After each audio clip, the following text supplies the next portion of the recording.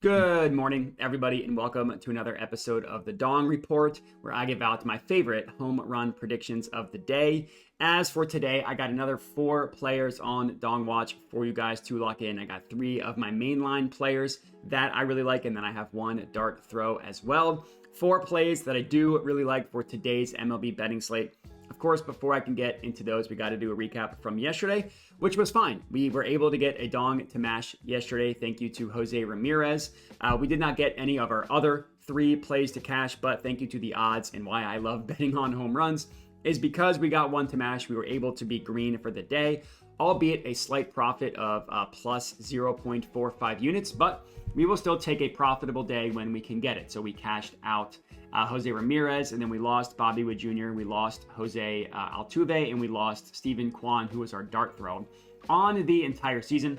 Did not quite get us into the green, or honestly really that close. We are still down a little bit over 13 units on the entire season, but all of those losses came at the beginning of the year. So if you caught on to the Dong Report late, we have been profitable since April 21st. It was like literally the first 3 weeks of the season were absolutely brutal. Since April 21st and on, we are up just under 5 units. Granted, being up just under 5 units in 2 months of MLB betting isn't phenomenal. It looks a hell of a lot better than down 13 units. So hopefully we can continue this pace and have a little bit more luck, get ourselves at least under the 10 unit loss mark, and then get ourselves into the green for the year. Remember to subscribe to my YouTube channel if you are not already.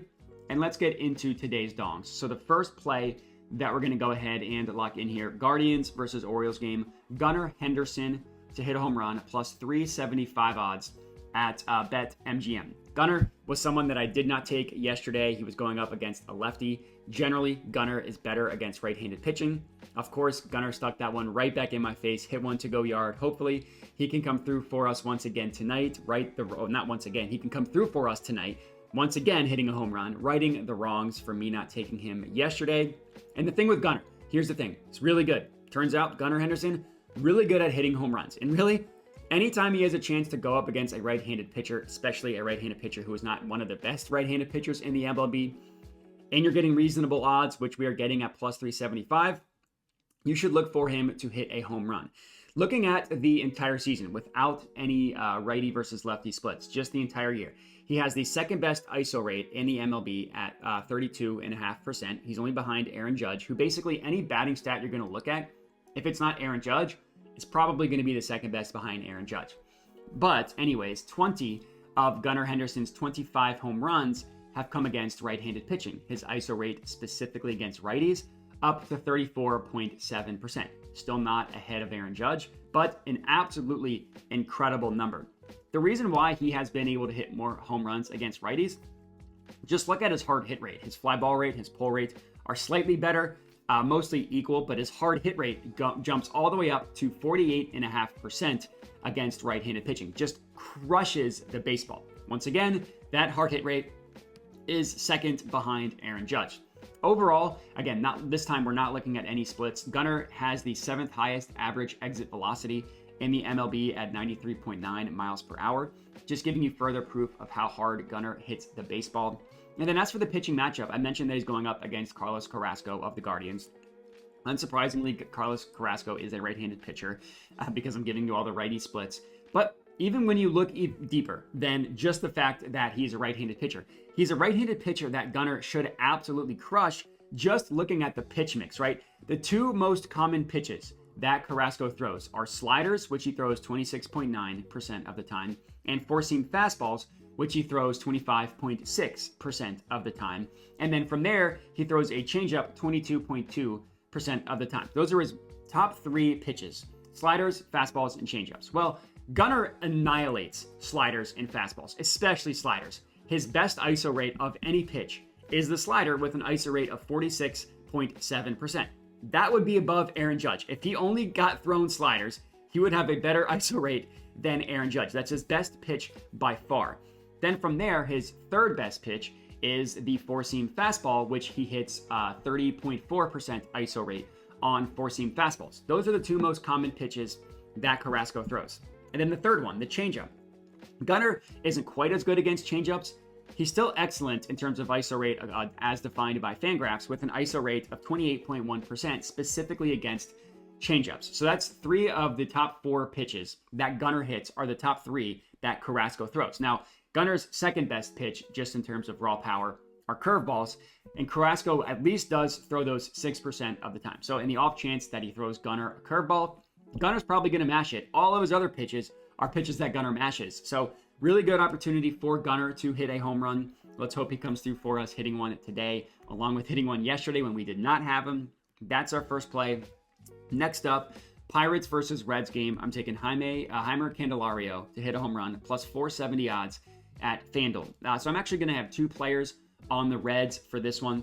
Unsurprisingly, this game being played at Reds Stadium is the best weather game of the day for home runs to be hit. And I'm also targeting a pitcher on the Pirates, Luis Ortiz, who I think is due for some regression, specifically in the home run department. Now, looking at the weather, just to stick on that for a second, Reds Stadium is, in general, a hitter's park. It's Great American Ballpark. People like to call it Great American Small Park because it's a tiny stadium. So it's already a hitter's park, but for today specifically, it's mildly hot, not like 90-degree weather that we've seen across the East Coast, but mildly hot, which helps for carry, and with mild winds blowing out of the stadium at 9 miles per hour. So pretty good day from a weather perspective there. Now, I will admit, there is the possibility that rain is going to impact this game. That would be a real bummer if that happened. I looked up a source, Roto Grinders. Kevin Roth is a stud. Not that I know him personally, but in terms of this weather stuff, he's great.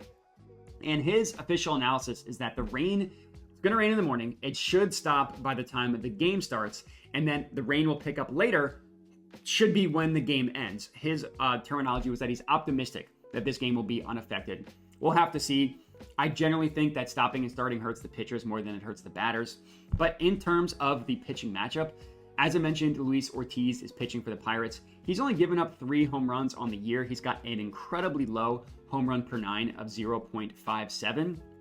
But you look at his advanced stats, it does not show an elite pitcher that should have that low of a home run per 9. Again, I think some regression is going to come in the home run department. Just look at his stats across the board. He allows a barrel rate of 10.4%. That's the 7th highest barrel rate allowed in the MLB. He allows a hard hit rate of 41%. That is the 20th highest hard hit rate allowed in the MLB. He allows an average exit velocity of 89.5 miles per hour, 23rd highest, and an average launch angle of 14.1 degrees, which is 31st. From there, he allows a fly ball rate of 41.7%, 21st highest, and a pull rate of 41%, 36th highest. So all I'm showing you here is that, yeah, he's not like the worst home run pitcher in the MLB. Of course, I'm not saying that.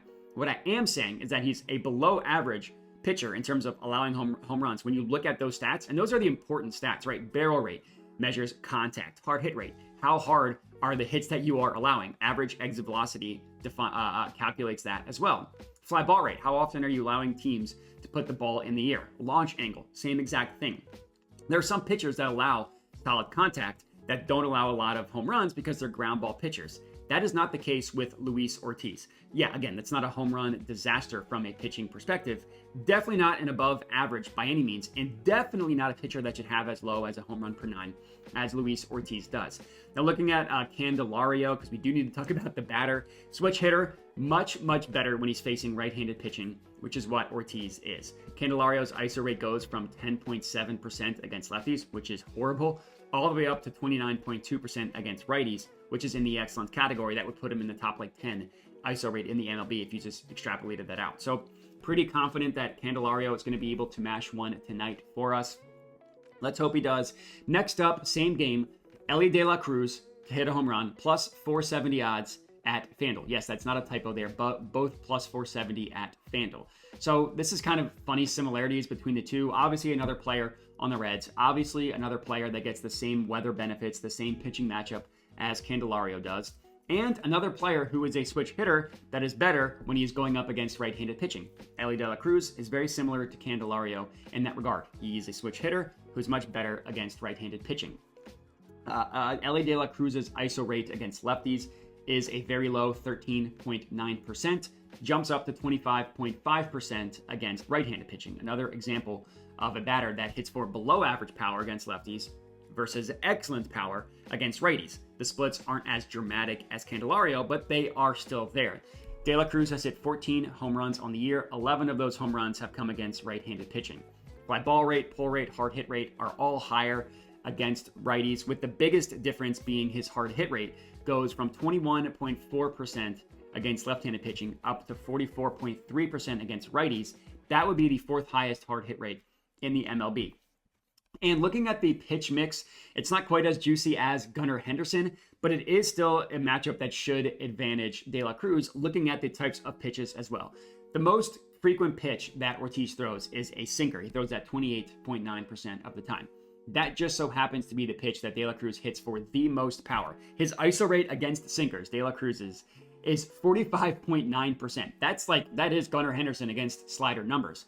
It's only 28% of the 28.9% of the time, but it is the most common pitch that Ortiz throws. From there, the pitch that De La Cruz hits the second best is the cutter, which his ISO rate against cutters is at 30%. That is a pitch that Ortiz throws 18.5% of the time. So not his second most frequent pitch, but it is a pitch that he throws a decent amount. The second pitch that Ortiz throws, the most common one, is the fastball. De La Cruz's ISO rate against fastball is 20%, which is still in the great category. It's not phenomenal, but it's still close enough for what we're looking for.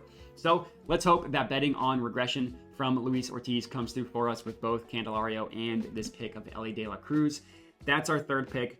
Now to the fourth and final pick. This one is a dart throw.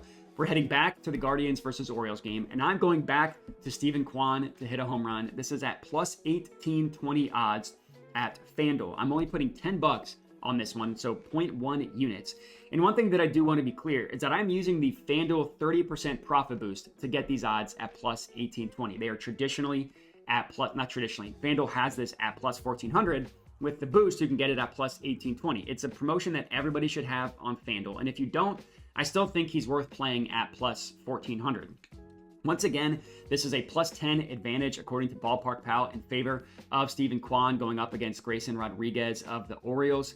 Kwan is a better hitter against right-handed pitching, which is what Grayson Rodriguez is. And with these odds, he's always going to be worth a dart throw. He's been phenomenal over the past month, really over the past couple weeks.